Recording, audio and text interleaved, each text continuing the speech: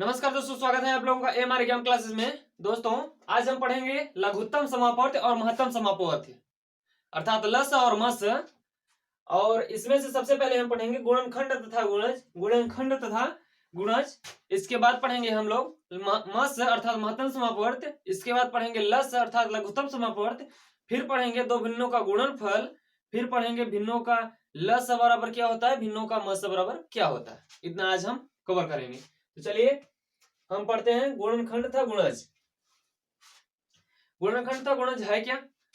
यदि दो संख्याएं ए और बी, यदि दो संख्याएं ए ये और बी यदि दो संख्याएं ए और बी इस प्रकार हैं कि यदि ए बी को पूर्णतया विभक्त कर देता है, यदि ए बी को पूर्णतया विभक्त कर देता है तो ए को बी का गुणनखंड कहेंगे और बी को ए का गुणज कहेंगे। चलिए यही यहाँ पे लिखकर बताते हैं आपको। यदि दो संख्याएं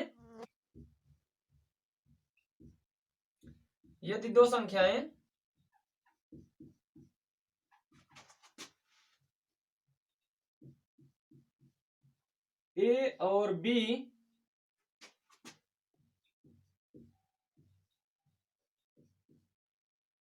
इस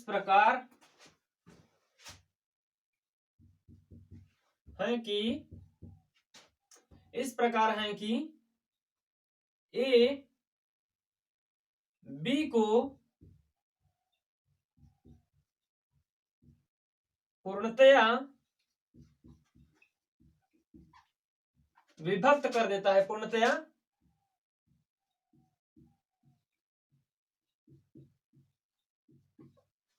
यदि दो संख्याएं ए और बी इस प्रकार हैं कि ए बी को पूर्णतया विभक्त कर देता है तो ए को बी का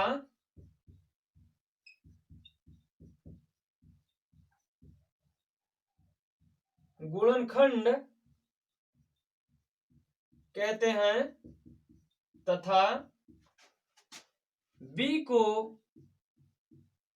ए का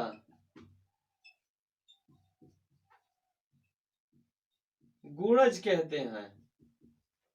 यहां पे देखिए, यदि दो संख्याएं ए और बी इस प्रकार हैं कि ए बी को पूर्णतया विभक्त कर देता है तो ए को बी का गुणनखंड कहते हैं तथा बी को ए का गुणज कहते हैं। यहाँ पे उदाहरण देख लीजिए, उदाहरण से आप लोगों को और स्पष्ट हो जाएगा। चलिए 5 और यहाँ पे देखिए 5 और 15 में गुणज तथा गुणनखंड बताइए। 5 और 15 में गुणनखंड और गुणज बताइए। ये 5 है, ये 15 है, इसमें से कौन सा गुणज है, कौन सा गुणनखंड? देखिए अब इसी से हमारा ये पता चलेगा कौन सा गुणज है, कौन सा गुणनखंड। दो संख्याएं ए और बी इस प्रकार दी गई हैं, ए और बी इस प्रकार दी गई हैं कि ए बी को पूर्णतया विभक्त कर देता है। 5 15 को पूर्णतया विभक्त कर देगा, आप लोग भी जानते हो। 5 15 को पूर्णतया विभक्त कर देगा, ए बी को पूर्णतया विभक्त कर देगा तो ए को बी का 5 को 15 का गुणनखंड कहेंगे। ए को बी का गुणनखंड कहते हैं, 5 को 15 का गुणनखंड कहेंगे। तो 5 15 का गुणनखंड है तथा 15 5 का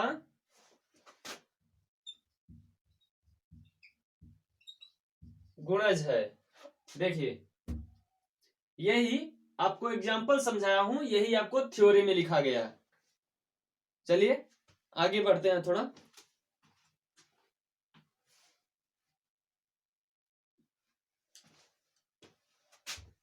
नोट कर लीजिए आप लोग इसको, स्क्रीन चाहे शॉट ले लीजिए, स्क्रीनशॉट ले सकते हो। और मैं आगे चलता हूं इसके।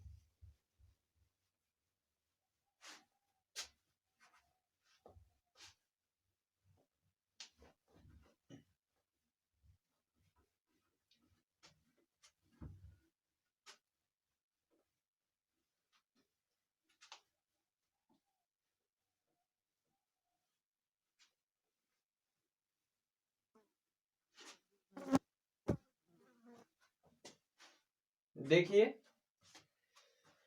ये हो गया हमारा गुणनखंड तथा गुणज। अब यहाँ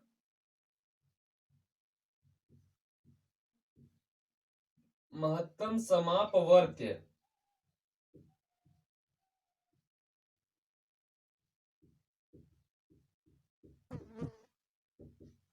के लिए इसको यहाँ पे देखिए महत्तम समापवर्त्य, इससे महत्तम समापवर्तक भी कहते हैं। चलिए महत्तम समापवर्त्य क्या है? वह छोटी से छोटी संख्या, वह छोटी से छोटी संख्या जो प्रत्येक दी गई संख्या को पूर्णतया विभक्त कर दे। महत्तम समापवर्तक वह छोटी से छोटी संख्या है जो प्रत्येक दी गई संख्या को पूर्णतया विभक्त कर दे, महत्तम समापवर्तक कहलाती है। देखिए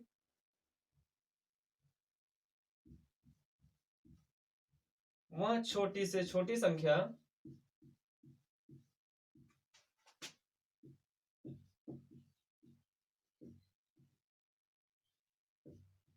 जो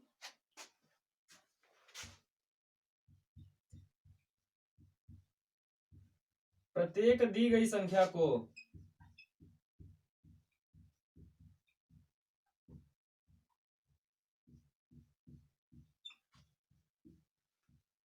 पूर्णतया विभक्त कर दे, प्रत्येक दी गई संख्या को पूर्णतया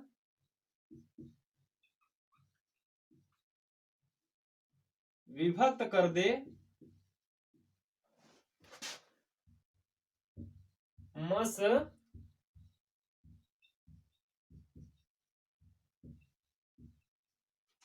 कहलाती है। वह छोटी से छोटी संख्या जो प्रत्येक संख्या द्वारा पूर्णतया विभक्त हो जाती है, मासा कहलाती है। पूर्णतया विभक्त कर देती है, मासा कहलाती है। देखिए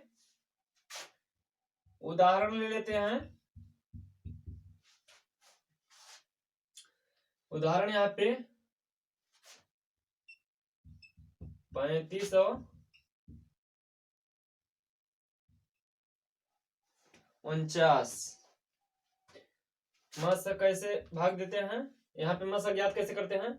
छोटी संख्या से बड़ी संख्या में भाग देते हैं। 35 यहाँ पे छोटा है, 49 बड़ा है, तो 35 से भाग दीजिए। 49 में तो कितना आएगा?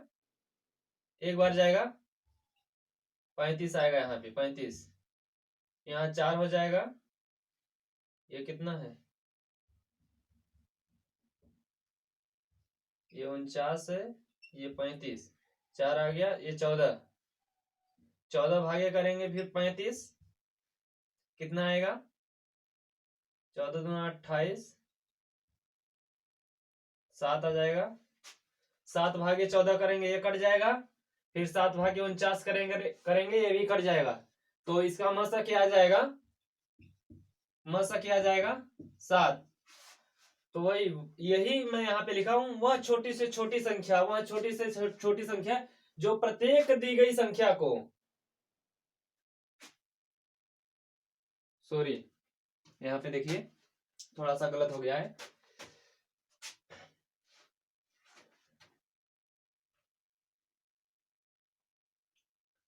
यहाँ पे देखिए वह बड़ी से बड़ी संख्या होगी, वह बड़ी से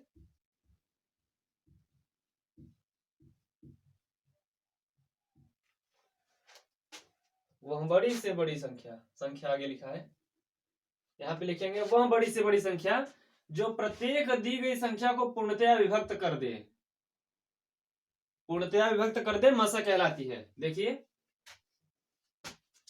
ये एक ऐसी संख्या है जो 49 और 35 दोनों को विभक्त करेगी। इससे बड़ी कोई भी संख्या विभक्त इन दोनों को नहीं कर पाएगी। 7 से बड़ी कोई भी संख्या ले लो। चलिए मसा हो गया, अल्लाह सा पर चलते हैं।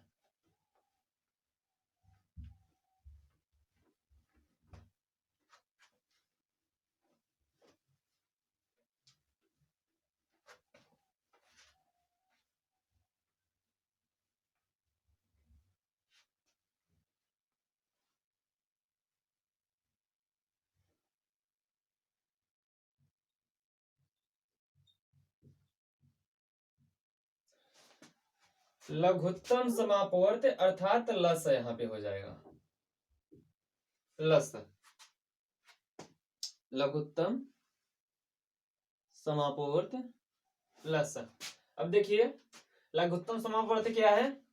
वह छोटी से छोटी संख्या जो प्रत्येक दी गई संख्या को पूर्णतया विभक्त कर देती है, लस कहलाती है, लघुत्तम समापवर्त कहलाती है। वह छोटी से छोटी संख्या जो प्रत्येक दी गई संख्या को पूर्णतया विभक्त कर देती है, लस कहलाती है। यही यहाँ पे मैं लिखने वाला भी हूं, देख लीजिए, लघुत्तम समापवर्त।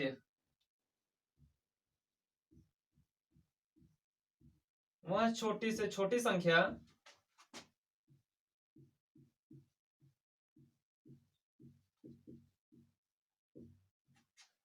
वह छोटी से छोटी संख्या जो प्रत्येक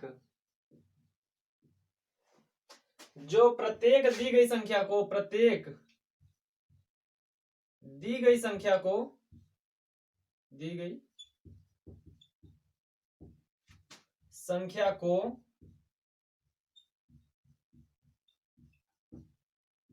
पूर्णतया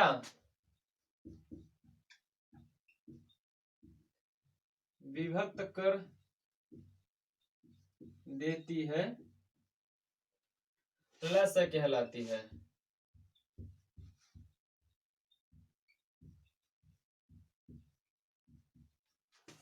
वह छोटी से छोटी संख्या जो प्रत्येक दी गई संख्या को पूर्णतया विभक्त कर देती है, लस कहलाती है। यहाँ पे उदाहरण देख लेते हैं हम। उदाहरण जैसे 12, 18, 20 ले लेते हैं।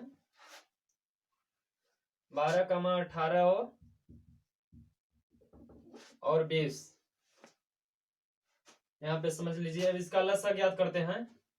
तो यहाँ पे 12, 18, 20 करते हैं। पहले छोटी संख्या से काटते हैं। 2 से 2 छंग 12, 2 9 18, 2 10 20। 2 से फिर काटेंगे, यहाँ पे 3 होएगा, यहाँ पे 9, यहाँ पे 5। फिर 3 से काटेंगे, यहाँ 1, यहाँ 3, यहाँ 5। फिर 3 से काटेंगे, यहाँ पे 5 हो जाएगा। फिर 5 से कटेगा, ऐसे फिर 1 1 आ जाएगा। देखिए अब लस हम इसका ज्ञात करेंगे। लस बराबर 2 × 2, 2 × 2 × 3 × 3 × 5 कितना हो जाएगा? 2 2 3 3 5। 2 2 में 4, 4 तिक के 12, 12 तिक के 24, 24 पंचे 120, 24 पंचे 120, इतना आ जाएगा क्या लस? इसका लस यही है। चलिए आप देख सकते हो, स्क्रीनशॉट ले सकते हो, मैं आगे ही चलता रहूंगा।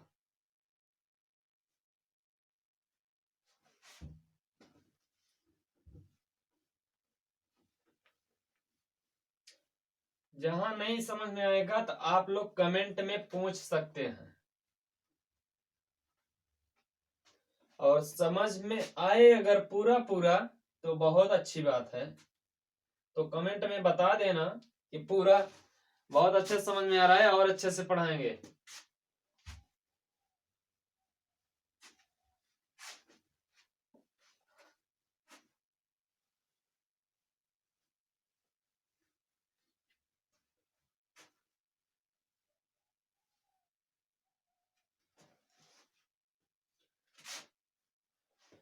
यहाँ पे देखिए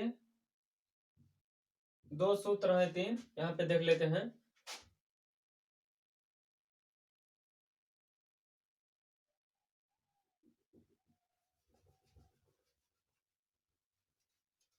और कुछ छूट तो नहीं रहा है इसमें?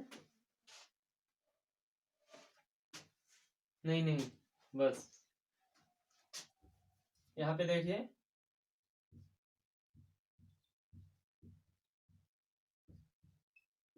दो संख्याओं का गुणनफल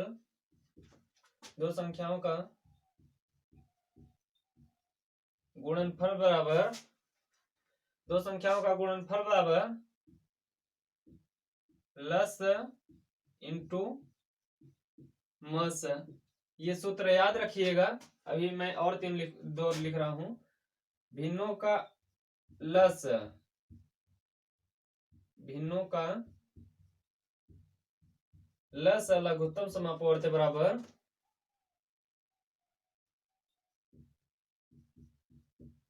अंशों का लस बटे हरों का मस। क्या समझिए? और भिन्नों का मस बराबर भिन्नों का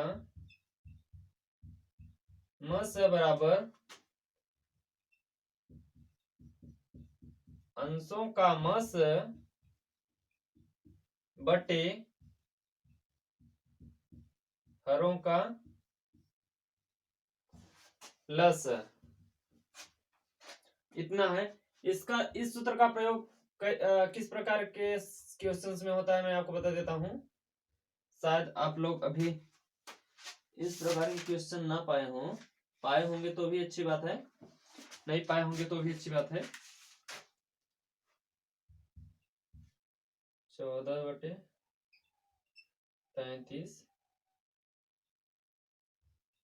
22/55, 21/22। देखिए यहाँ पर ये देखिए 14/33 है, 42/55 है, 21/22 है। इसका अगर हम लस अज्ञात करें, लस और मस, लस और मस, इसका क्या होगा? लस में क्या करेंगे?